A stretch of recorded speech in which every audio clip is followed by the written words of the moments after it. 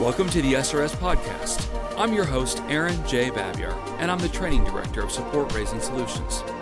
Whether you're a new ministry worker or a veteran looking to increase your competence and confidence, Support Raising Solutions seeks to bless you in your quest to be a spiritually healthy, vision-driven, fully funded Great Commission worker. My guest today is Adam Kennard. I had Adam on a recent podcast. Perhaps it published before this one, or maybe it'll publish after this one. Either way, Adam, welcome back, my friend. Thank you so much. So you work with Urban Impact in Pittsburgh. Before we jump into this whole topic today of location and stuff with support raising, briefly share what is your role? What is it you do with Urban Impact Ministries? So I'm an urban missionary with Urban Impact, and I actually teach theatrical carpentry to 6th grade through 12th grade students. So we build scenery for the productions that the organization puts on. Right. And then tell people, because I don't want to short shrift you here. Tell people, how does that connect into a vision for the gospel of Jesus Christ and changing kids' lives for the sake of the kingdom of God and the Great Commission? Connect what you're doing to that for people that might be going, oh, wait a minute, he's just a carpenter. Yes. So what we do is our model is to use program to bring kids in. That's something that is interesting, that kids would be interested in doing, and bringing kids in. And then everything we do, we talk about how that we'll have a Bible study, and we'll then we'll just wrap the program in the gospel. We tell the kids, like, one of our phrases at Urban Impact is that we create a loving atmosphere, and we create a loving atmosphere because God loved us first, and then we love out of his love. And that's why we're here to share the gospel with you. So we're able to do that, and it's just, like, what's going to bring the people in, like it was Jesus's day. It was fish and bread and an interesting dude that was saying interesting things. And my day with inner city Pittsburgh kids, it's, hey, do you want to build some scenery for a show? And a few of them say yes. So we do that, and then and then a lot of, it's also cool because we also talk a lot about, in my program, particularly servanthood, because a lot of the backstage people never get seen. So it's a service kind of an industry, because you're not the actor that's up front. So you have to,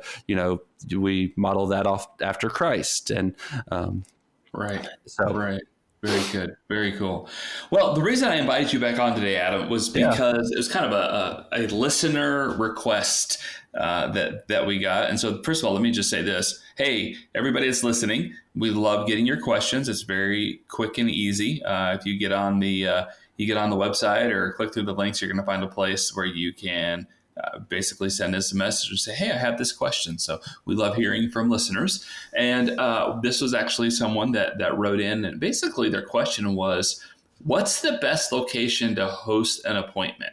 Like, should I be doing it in my house? Should I be doing it in somebody else's house? Should I be doing it in a coffee shop or a dinner? And there's interesting questions to explore there. But I think the heart of it is one type of setting more effective at getting a yes or not, or what are some other things that come into answering this question? So really, you're a guy that, I know you've been in people's homes, and you did a road trip when you were raising your support. You're fully funded, but so basically just wanted to dig in on that. So let's just start right there. Okay. You don't have to have all the statistics, but tell us a little bit about your support raising journey as far as locations. Where were some of the places where you invited people to be a part of your prayer and financial support team? Yeah, so most of mine, probably even over 90% of mine, happened either in their home or in a restaurant, coffee shop, or something. And the primary reason for that is because, one, I was not in the city that I was from, where I'm serving. So am serving in Pittsburgh, PA, but I have a large support base in the state of Texas, Tennessee, and Mississippi. So I went to those people and met with them there. And then when I was support raising in Pittsburgh, I was living with people that had kids, so it was just much easier to schedule appointments either in their homes again and coffee shops. So it's not until like recently, until I got kind of my own space, that I actually started bringing people into my own home to have appointments with. Okay. And just a point of order here, you're fully funded, but on occasion, whether because of medical bills going up or budget going up or salary going up or whatever else, on occasion you do go back and do a little bit of extra support raising just Correct. For whatever the budget needs are. I'm sure it's always approved. It's not because you're just in this constant state of raising support, right? 100%. It's okay. Maintenance, keeping up with people, and like it's all the things you said. So it's not a consistent like, oh my gosh, I have to meet with people every month or else I'm gonna not have support. Right. Well, let's talk about these different locations for support raising. So let's start with homes. Tell us, what are some of the advantages, first of all, of being in someone else's home, not yours, but in someone else's home? What are some of the advantages in that? I'd also definitely say like they feel most comfortable, and if, especially, and I think they feel very comfortable, and then obviously feel very comfortable with you if someone is welcoming you into their home to sit and talk about support, talk about a little money, some some topics, there we go, that could be a little awkward at times. But sure. I think the comfort level could be very, very high, which is be a very positive thing. Right. Because that could also lead to support. I guess that's another word, comfort, but a supportive environment. Okay. So also when you're in a home, whether it's your home or somebody else's home, that can be positive, not only from a comfort issue, but also you have, I guess, we'll say control, for lack of a better word, control the environment. Very true. Yeah. You don't, the likelihood of being interrupted or just having something strange happening and interrupting the meeting or other people, loudness, all of those things are, they're most likely non-existent. Chances or at least low. Greatly reduced, right? Correct. Yeah, greatly reduced. Now, that's a good segue, though, because there can be some disadvantages to being other people's homes. So let's go ahead and talk about some of those. And so we talked about having distractions and noise and things like that. There could be more control over that, but I'm sure you found this out too. I found that that's not necessarily true in many cases if there are children involved. And I love kids, but tell us a little bit why that can be a bit problematic. Well, parents are distracted, and you just don't get their 100% attention is just what it kind of boils down to. So sometimes when you're plowing through certain parts, especially when it gets closer to the ask and you're trying to really kind of I'll just say this for me, and like tap into that inner courage to plow through and to make not just to ask for a specific amount and then just to hold silence afterwards and to do the ask well. Yeah. If there's a kid running around and he interrupts halfway through, like it's just it's inevitable that the kid would ask. I have not had this happen, but like ask probably at the right moment. Like you're asking for your ask and the kid's yelling, like asking for something as well. I could just I want juice. Really? Right. Right now, kid. You're not helping me. But I unfortunately have experienced that a few times where it's the kid's home and it's not my job to come in and tell him to, or her to be quiet and sit down because mommy and daddy are having a serious conversation that affects lives all over the world. Like that's not my place to say that. And I wouldn't want to do that either. However, there have been at least a couple meetings. I'm thinking of one very specifically right now where I kept waiting for the parent who I was sitting down with to parent, and they weren't doing. And it was so distracting and so loud. And I love kids. I have 4. I love kids, but I think chaos is an appropriate word. There was chaos swirling around us, which not just like normal chaos, but like inappropriate levels of chaos that really at one point, we'll just say that there was poop involved, and I was right at the ask, and it was just kind of one of those situations where I get it, it's hard to be a parent of small kids and things like that, but can we not just have like high levels of distraction when we're doing a support raising appointment? And so homes can be great, and kids are even great, but when there's a lot of distraction from kids, and I've had similar things with animals and things like that, homes can not be so great sometimes. So in fact, let's segue then. What about hosting somebody in your home? What are some good or challenging things about that, Adam? I mean, you can set the atmosphere. You can kind of control a little more of the variables that you're just not sure of. The kid question, depending on, like, you can make sure that either you have a babysitter, they're off somewhere else, they're with a spouse, depending on how all of those situations work out in your realm. But I guess for me, the biggest one is just being able to set that atmosphere and to just control that a lot more, and control that support and comfort that the home can bring, that you have a lot more say over that. Yeah. Yeah. And so you also can set the time, and in theory that'll work. But then there can be some challenges too. And of course, one of them is you can invite someone to your house from like 1 o'clock to 2 o'clock, and that doesn't mean they're going to show up on time. It doesn't. Correct. Yeah. So it is the time thing. And then also just and then also like ending the meeting, like if you would like to keep going on with the rest of your day, but they would, have thoroughly enjoyed your company, and then just want to like, and they won't leave, and then they won't necessarily leave. Like you're just, you're just kind of there. So.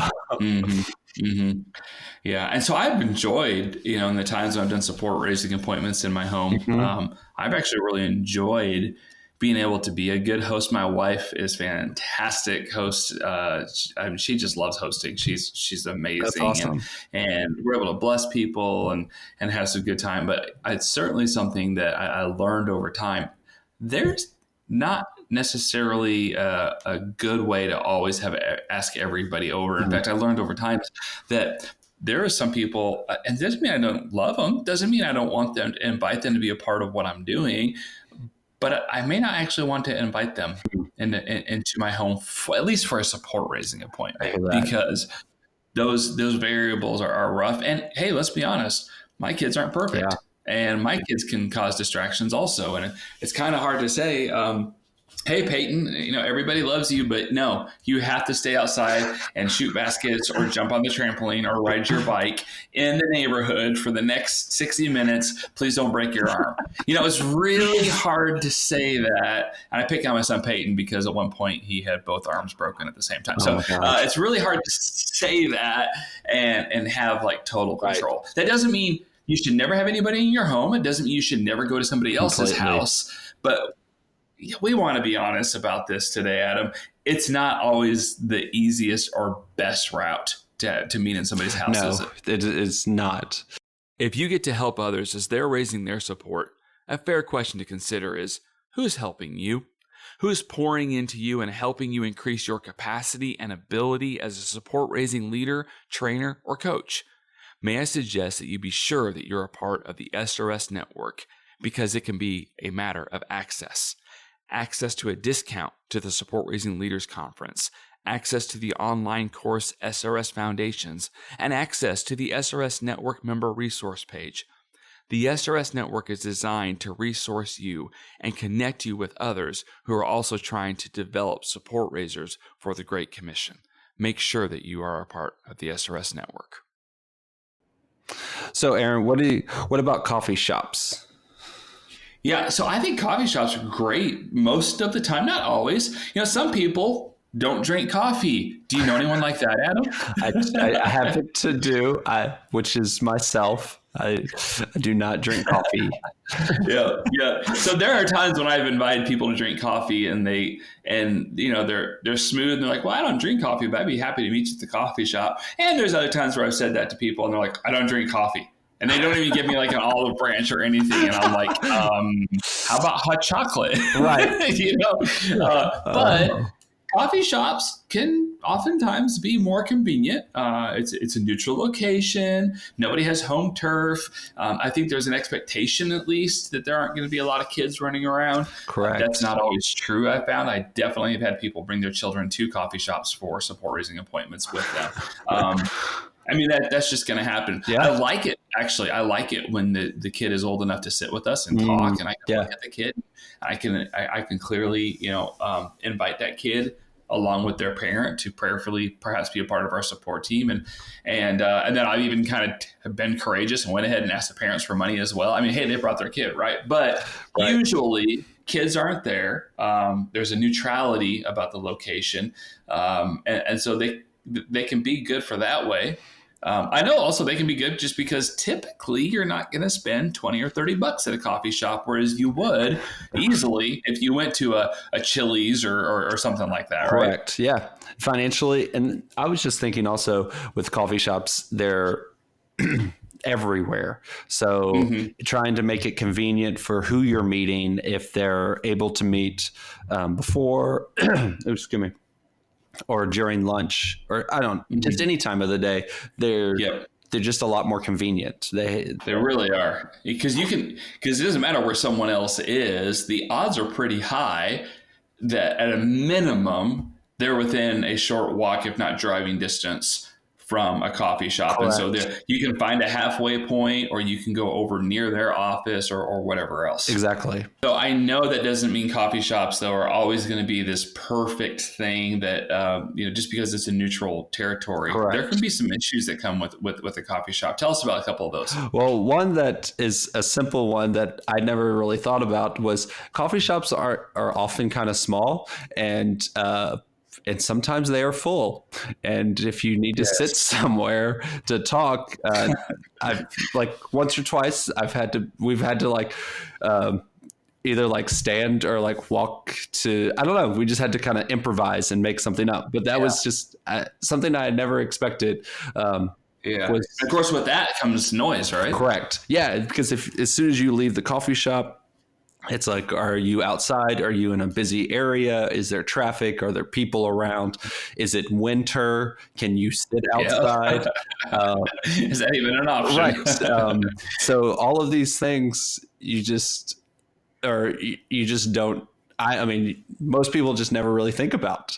And even some of the, and you want to have a conversation. Right. You want to have a conversation, and it's hard when even though it's neutral territory, if you can't find a place to sit, or it's too loud, some coffee shops, I think they want you to buy extra cups because they keep them at 30 degrees. You have to wear a winter coat or you're going to freeze inside the coffee shop, but you really don't have control of the environment. No, you have no control. Typically, I still vote for the coffee shop. I think it's a solid place to be, but there are these, the environment you don't know. Sometimes if you're going to a coffee shop that is talking about the convenience, but is a more local one, if you don't know that my wife really likes the word vibe of the coffee shop, could be a little different, because sometimes coffee shops, especially local ones, can be very interesting places. So you just have to navigate all of those things and just see what happens.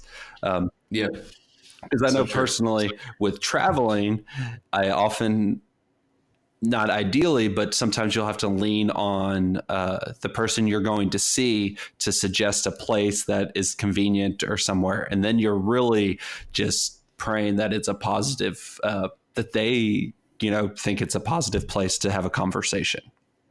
Yeah, you actually just make me think. I have a buddy, and he really is a good friend, and I just love him to death. So, Kevin, you know who you are if you're listening to this. But anyway, he lives in San Diego, and there's this great coffee shop that is extremely eccentric, and really, really cool place to go. But when we were meeting up there to have a serious conversation once, it just threw me off because I had no idea what I was walking into. And all of a sudden I was like, whoa, this place is great. And it almost felt awkward to, kind of segue into support raising conversation. So anyway, all that being said, location it's something to think about. It shouldn't define completely, whether or not you have your meeting. In fact, I'd say it's probably going to be pretty rare that you go, well, we just can't meet today because of the location. I mean, I suppose that's possible. But it's far more important that, we're spiritually healthy. We're talking to the Lord. The Holy Spirit's a part of our conversation, not an afterthought. And we're just rolling. And I know it's true for me, but I imagine it's true for you as well, Adam. You've probably had some loud, inconvenient locations that you would not have planned where you did a support raising appointment that still worked out pretty well, didn't you? And you just have to, everyone has been in a restaurant that was like last week you went and it was totally fine. This week you went and for whatever reason, there's a rowdy soccer team in the corner and they're super distracting. And you just can't let it deter you. Like you said with the coffee shop, you kind of just have to be like, wow, this is interesting. And then bring it back around and be like, all right, we're not here to talk about the interesting coffee shop. I'm on a mission and then just adjust. And if it's bad enough that you have to leave, then you have to just go, make a quick plan and just do it. But don't lose the opportunity. Because you have that person in front of you and time is valuable. Getting people and appointments is very challenging. If you're 5 minutes into support raising, you'll understand that getting someone to meet with you is a small miracle. Yes, it's not always easy. In fact, it's a skill set. And we hope that everybody listening to the podcast has actually gotten training in support raising, whether it's a support raising solutions boot camp or something different. But one of the things that should be a part of that is how to get an appointment. A lot of people think they know how. And I found in repeated settings that that's not necessarily true. People have a lot of thoughts on how simple it is going to be to get a support raising appointment. And it's actually it can be rather difficult. It can be rather time consuming. And so please, people, even if you don't go to an SRS boot camp, get some good training that teaches you how to get a support raising appointment, because an appointment is permission to invite somebody to be a part of your Great Commission work. So anyway, well, hey, Adam, I know this isn't the deepest conversation ever, but it was something that I think is relevant to most people who are raising support, and it was a request. I'm going to give you final thoughts. Any other final thoughts on location? What's great and what's to avoid in having a great location for a support raising appointment? Do not let the location define the appointment. It may be the perfect location. It may end up not being, but you are there to share the mission and vision that God has given you to invite this person into that. And that is your goal. So take that opportunity. It is a blessing to have met with that person or couple and share a very clear vision and have a very clear ask. And that is what you need to do. Yeah, that's why you're there. Well, Adam, thank you so much for joining us on the SRS podcast. I really appreciate it, my friend. Well, thanks for the invite. Thanks for joining us for this episode. We would love to hear your ideas for future content. Please visit supportraisingsolutions.org/feedback to share your thoughts and questions. Also, wherever you download your podcasts from, be sure to subscribe for future episodes and come back each week to gain more insight into the process of building and maintaining your personal support team.